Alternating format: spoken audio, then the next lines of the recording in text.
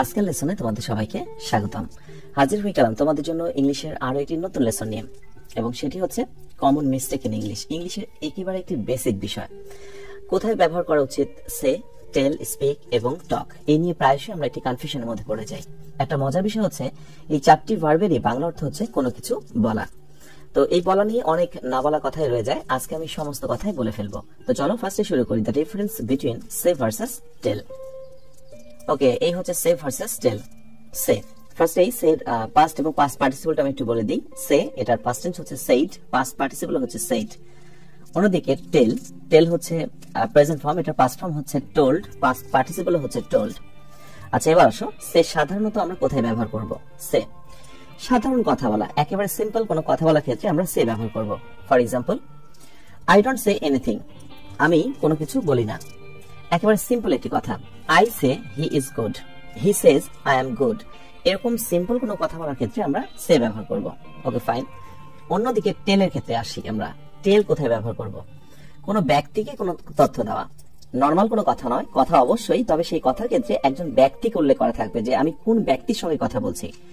For example, উদাহরণস্বরূপ, I told হিম, আমি তাকে বলেছিলাম টু ব্রিং দ্য ক্যামেরা, ক্যামেরাটি আনতে। এখানে লক্ষ্য করে দেখো, টোল্ডের পরে কিন্তু আমি একটা অবজেক্ট দিয়েছি এবং সেটা হচ্ছে ব্যক্তিবাচক object. I told him to bring the camera. Okay, আর অন্যদিকে আরেকটি এক্সাম্পল তুমি খেয়াল করো সে এর ক্ষেত্রে, সেটা হচ্ছে he wanted to say something, সে কিছু একটা বলতে চেয়েছিল রিগার্ডিং ডাউরি সিস্টেম, যৌতুক প্রথা নিয়ে কিছু একটা বলতে চেয়েছিল। এখানে দেখো সের পরে এই যে সামথিং থেকে শুরু করে বাকি অংশটুকু, এটাও অবজেক্ট, বাট এক্ষেত্রে কিন্তু কোনো ব্যক্তির নাম উল্লেখ নেই। সরাসরি কাকে কথা বলছে এরকম কিন্তু কোনো কিছু উল্লেখ নেই, সিম্পলি একটা কথা।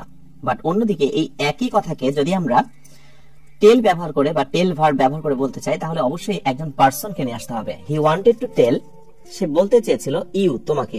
এই যে টেলের পরে অবশ্যই তোমাকে একজন পার্সন নিয়ে আসতে হবে।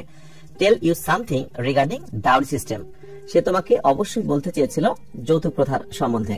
সো এখান থেকে শর্টকাটে যে ব্যাপারটা আমি বলবো, সে এটা হচ্ছে সাধারণ কোনো কথা বলার ক্ষেত্রে। এরপরে ব্যক্তিবাচক কোনো অবজেক্ট না বসালেও চলবে, বাট টেল যদি ব্যবহার করা হয় এরপরে অবশ্যই একজন পার্সনকে উল্লেখ করতে হবে। কোনো ব্যক্তিকে ডিরেক্ট তথ্য দেওয়ার ক্ষেত্রে টেল ব্যবহার করতে হবে। আশা করি সে এবং টেলের ভিতরে যে গোপন রহস্য সেটা তোমরা ক্লিয়ার হয়েছে। এবার চলো আমরা দেখে নিই the difference between speak and talk. Okay, এই হচ্ছে স্পিক ভার্সেস টক। স্পিক মানে বলা, টক মানে বলা। আচ্ছা, এর ফার্স্টেই প্রেজেন্ট পাস্ট পাস্ট পার্টিসিপল ফর্মগুলো একটু বলে দিই। স্পিক এটা বেস ফর্ম, এটা পাস্ট ফর্ম হচ্ছে স্পোক, আর পাস্ট পার্টিসিপল হচ্ছে স্পোকেন।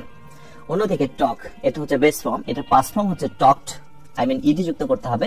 পাস্ট পার্টিসিপল হচ্ছে টকড, ইডি যুক্ত করতে হবে। আচ্ছা, এবার আসো স্পিক এই কথাটি বা এই ভার্বটি সাধারণত আমরা কোথায় ব্যবহার করব? সাধারণ কথোপকথন, একেবারে সিম্পল কোনো কথোপকথন, অন্য একজন ব্যক্তির সামনে দাঁড়িয়ে যখন আমরা কোনো কথা বলবো সেক্ষেত্রে আমরা স্পিক ব্যবহার করব। অথবা কোনো ভাষার কথা বা কোনো ভাষায় যখন আমরা কথা বলি সেক্ষেত্রে আমাকে স্পিক ব্যবহার করতে হবে।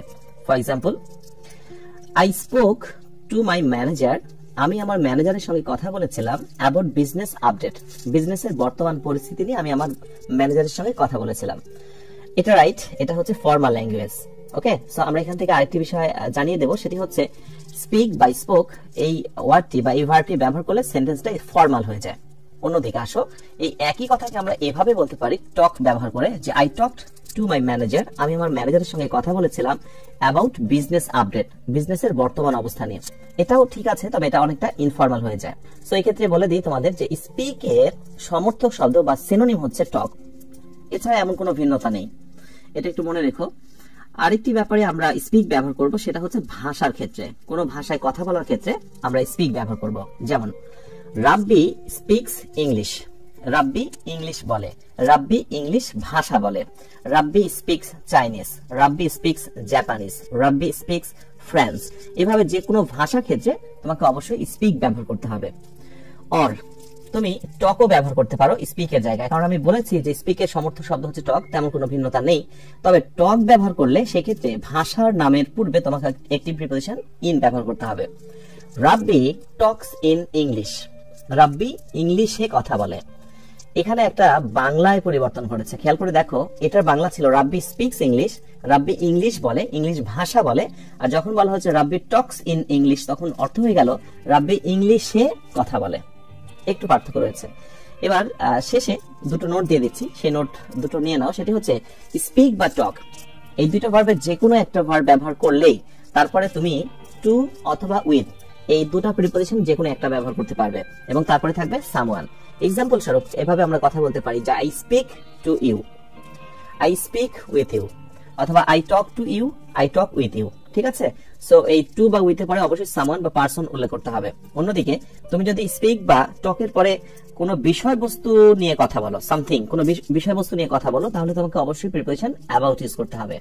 জাস্ট লাইক একটু উদাহরণ দেখো, সেটা হচ্ছে I speak about dowry system, I talk about dowry system. আমি যৌতুক প্রথা নিয়ে কথা বলছি, আমি যৌতুক প্রথা সম্বন্ধে কথা বলছি।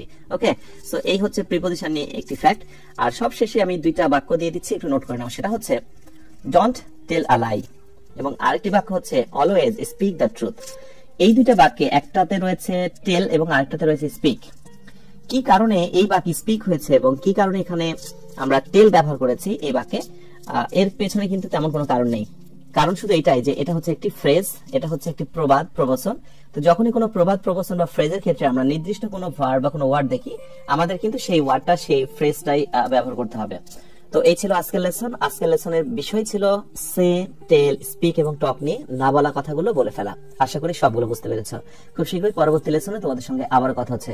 ও হ্যাঁ, আরেকটি কথা বলে দিই, অলরেডি আমার চ্যানেলে এই বেসিক ব্যাপারে কমন মিস্টেক ইন ইংলিশের বেশ কয়েকটি ক্লাস নেওয়া হয়েছে। তোমরা যারা ক্লাসগুলো মিস করেছো, তোমাদের সুবিধার্থে আমি ডান পাশে দেখো আই বাটনের লিঙ্কটি দিয়ে দিলাম।